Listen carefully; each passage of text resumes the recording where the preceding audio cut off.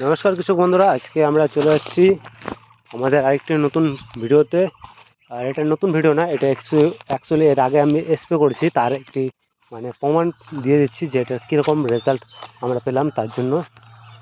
আর এটা কিসের জন্য বলতেছি, কারণ এর আগে আপনারা দেখছেন মোটামুটি আমি প্রায় আজকে 6 দিন আগে স্প্রে করেছিলাম, সেই ভিডিওটি আপনারা দেখতে পারেন, যেটা হলো হার্বিসাইড ইউজ করছিলাম। আর তার রেজাল্ট হলো যে আপনারা এখন দেখতে পাচ্ছেন যে জমিতে প্রায় সব গাছ শুকিয়ে যাচ্ছে, ঠিক আছে।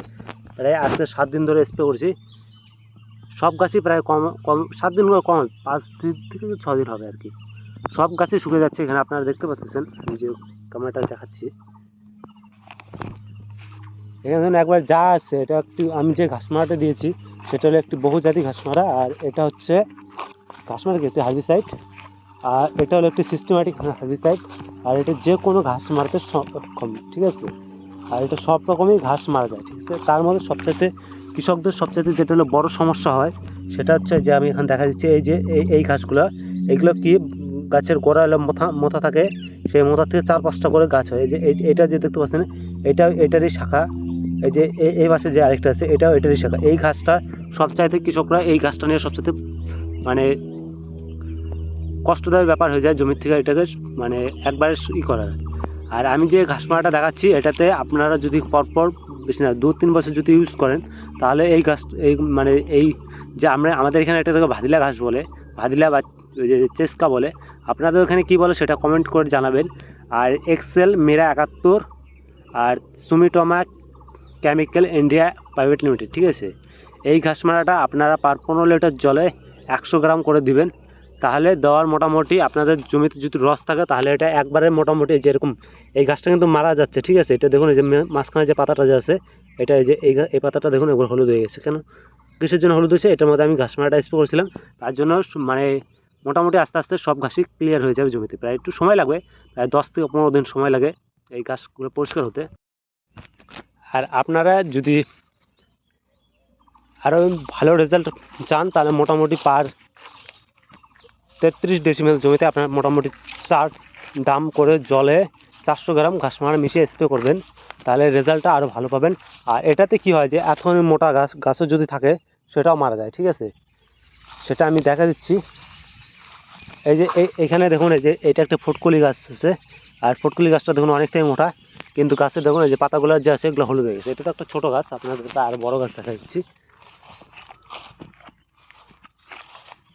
এই যে এই গাছটাতে দেখুন কত বড় বড় গাছ, ঠিক আছে।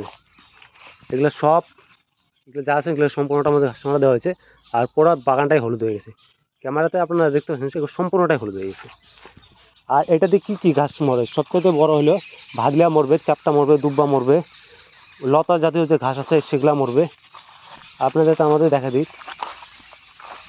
এই যে এইখানটাতে দেখুন, এই যে এই যে ডানটালা যে গাছটা আছে, এটা হলো গাছটা, এটা অত সহজে মরে না। দেখুন এটারও দেখুন মাথাটা পুড়ে যাচ্ছে, ঠিক আছে, মাথাটা শুকিয়ে যাচ্ছে, এটারও গাছটা মরে যাবে।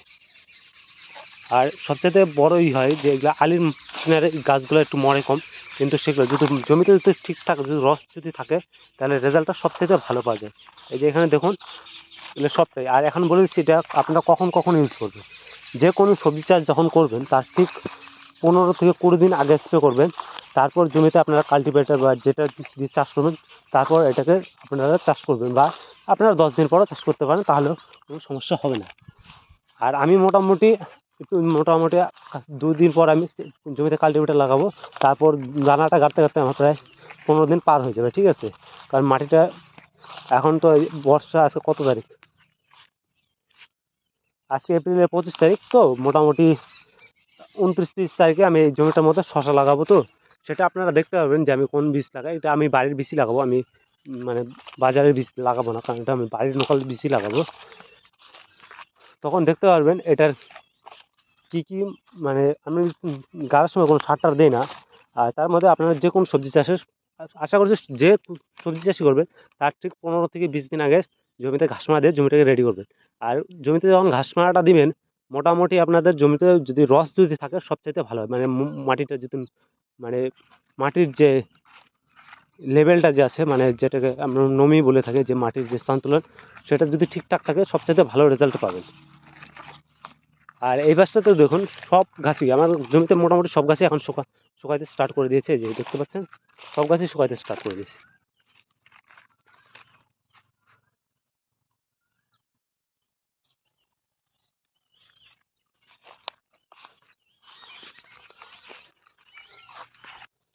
আর আপনারা কি করবেন, যদি পারেন তো সাথে মোটামুটি 200-300 গ্রাম করে সাথে একটু যদি লবণও যদি চান তো মিশিয়ে দিতে পারেন। আর আমি এই ভিডিওটি আমি আগেও করে মানে যখন আমি এটা স্প্রে করছিলাম তখনকার ভিডিওটি আছে, আপনারা চাইলে দেখতে পারেন আমি কী করে স্প্রে করছি। আর এরকমই ইনফরমেটিভ ভিডিও যদি চান তাহলে আমার চ্যানেলটিকে সাবস্ক্রাইব করবেন আর আপনাদের ফ্রেন্ডকে শেয়ার করবেন আর চ্যানেলটিকে সাবস্ক্রাইবই করবেন। তার সাথে দেখা হচ্ছে নেক্সট ভিডিওতে। আজকের মতো বাই বাই।